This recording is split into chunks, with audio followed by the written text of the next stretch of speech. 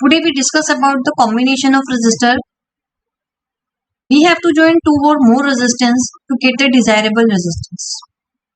There are two ways in which resistance can be joined. Number one, resistor in series, and number two, resistance in parallel.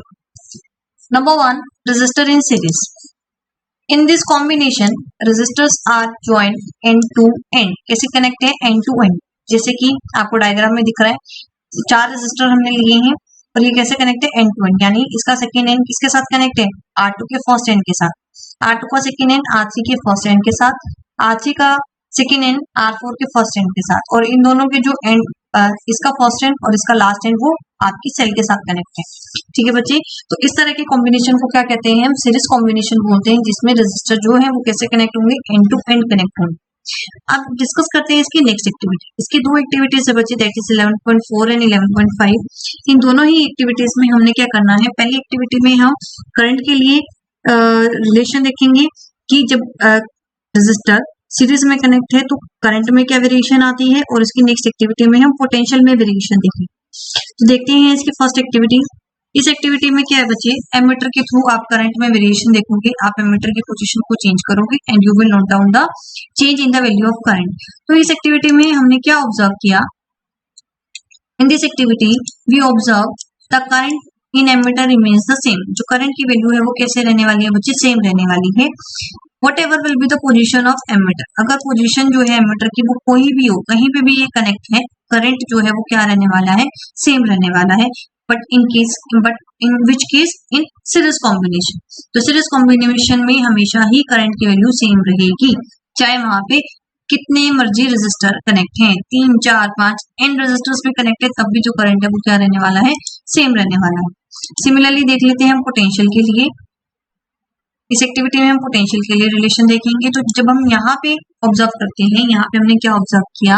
जो total potential difference आता है वो किसके equal आएगा? It is equal to sum of individual potential difference, that is V equal to V1 plus V2 plus V3, where V is total potential difference of the circuit, V1 is potential difference of resistor R1, V2 is potential difference of resistor R2 and V3 is potential difference of resistor R3।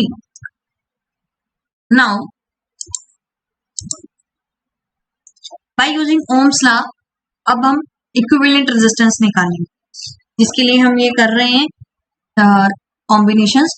तो equivalent resistance कैसे निकालेंगे बच्चे? Ohm's law के according V equal to IR, तो V1 क्या होगा? Use कीजिए ये वाला रिलेशन। V1 को लिख सकते हैं हम IR1, V2 is equal to IR2 and V3 is equal to IR3। Ohm's law को हमने तीनों रेजिस्टर के लिए यूज किया है, और हमने यहाँ पे पोटेंशियल लिख दिया। पहले V1 के लिए पोटेंशियल हो गया IR1, करंट सेम रहने वाला है, V2 equal to IR2 and V3 is equal to IR3। Total potential difference कैसे निकलेगा बच्चे? आपको अलजेब्रिक सम करना पड़ेगा इन तीनों का, तो इसको ऐड कर दीजिए। ऐड करने के बाद क्या करना है? हमने इसकी वैल्यूज को पुट करना है। पुट कीजिए इसकी वैल्यू। जब हम इसकी वैल्यू को पुट करते हैं तो it will become IR equal to IR1 plus IR2 plus IR3। I को कॉमन लीजिए, I से I कैंसिल हो जाएगा and you will get the equivalent resistance RS equal to R1 plus R2 plus R3। तो यहाँ पे जो equivalent resistance है उसकी वैल्यू हमेशा ही क्या रहने वाली है? ज्यादा रहने वाली है। किससे ज्यादा रहने वाली है? इंडिविजुअल रेजिस्टेंस के कंपैरिजन में इसकी वैल्यू हमेशा ही क्या रहेगी? ज्यादा रहेगी।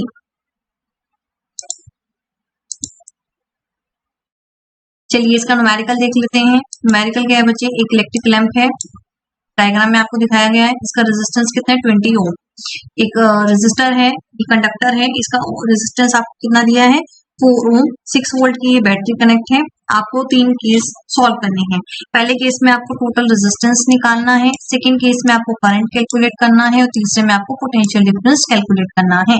किसके क्रॉस? इलेक्ट्रिक लैंप और कंडक्टर के क्रॉस। तो आपको पता है जब ये सीरीज में कनेक्ट है तो यहाँ पे करंट की वैल्यू तो सेम रहेगी, लेकिन पोटेंशियल की वैल्यू जो है वो चेंज होगी। तो नंबर 1 R1 कितना है? 20 ओम। सेकेंड R2 कितना गिवन है आपको? R2 is 4 Om. R2 कितना गिवन है आपको? R2 is 4 ohm. Total resistance in series combination, simply इनको ऐड कर दीजिए। दोनों को ऐड किया तो कितना आ गया? 24 ओम। अब कर लेते हैं यहाँ पे करंट को कैलकुलेट। ओम्स लॉ के according V equal to IR, और I को लिख सकते हो आप E divided by R। V कितना गिवन है आपको? 6 वोल्ट गिवन है। तो I equal to V divided by R S 6 divided by 24 ohm that is 1/4। तो जब आप इसको पूरा सॉल्व करेंगे तो ये वैल्यू कितनी आ गई आपकी, this is equal to 0.25 ampere. अब आपको क्या करना है, पोटेंशियल कैलकुलेट करना है, किस किस के क्रॉस, इलेक्ट्रिक लैंप और कंडक्टर के क्रॉस। तो इलेक्ट्रिक लैंप के cross V1 equal to IR1, V1 equal to IR1, current same रहने वाला है 0.25 और इसका रेजिस्टेंस कितना है 20 ओम। तो इसको जब मल्टीप्लाई किया ये कितना आ गया बच्चे 5 वोल्ट। सिमिलरली कंडक्टर के लिए कर लेते हैं, V2 4 ohm into 0.25 ampere, current same रहने वाला है। तो आपने इसको सॉल्व किया था, ये कितनी आई थी इसकी वैल्यू 0.25 और इसका रेजिस्टेंस कितना दिया मैंने आपको 4 ओम। यहाँ पे ये कितना आ गया बच्चे 1 volt, where V represent SI unit of potential, that is volt. अब now we suppose we have to replace the series combination of electric circuit. हमने क्या करना है, इसके series combination को replace करना है किससे,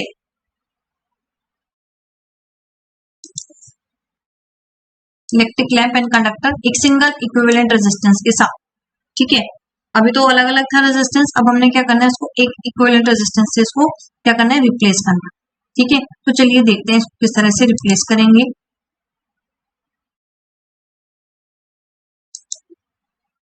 R is equal to V divided by I। V कितना है बच्चे, V हम सॉल्व कर चुके हैं, V कितना क्यों है आपको 6 वोल्ट। करंट कितना फ्लो कर रहा है 0.25 एम्पियर फ्लो कर रहा है, तो ये कितना आ गया 24 ओम। तो ये क्या है, टोटल रेजिस्टेंस है सीरीज सर्किट का and it is equal to the sum of two resistances, दो रेजिस्टेंस के सम के इक्वल है।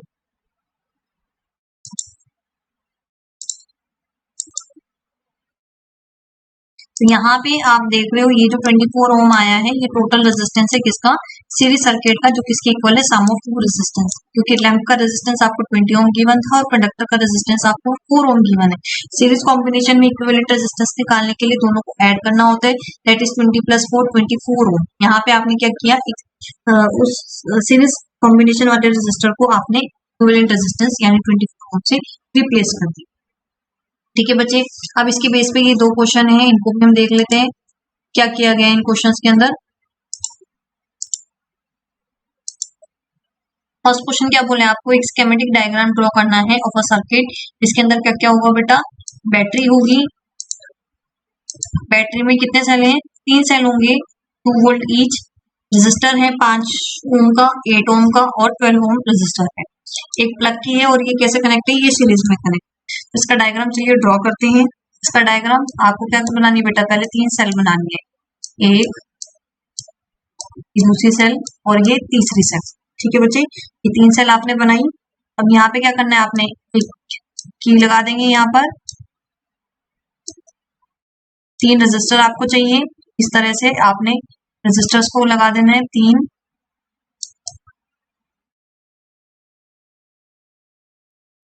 तो इस तरह से ये आपने कनेक्ट करना है। ठीक है बच्चे, ये 2 वोल्ट ईच है, टोटल कितना हो गया ये 6 volt.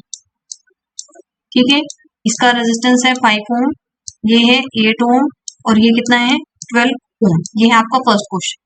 Now the second question, आपको फिर से ये रीड्रॉ करना है डायग्राम। आपको क्या करना है, एमीटर पुट करना है to the resistor and voltmeter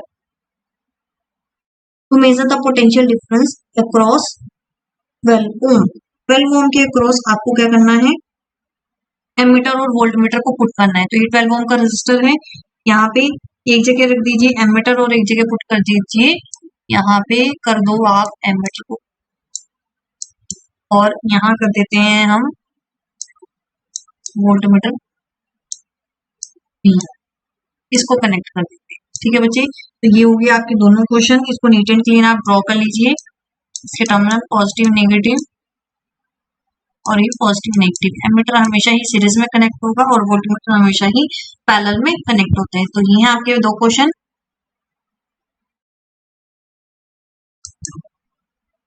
तो ड्रॉ कीजिए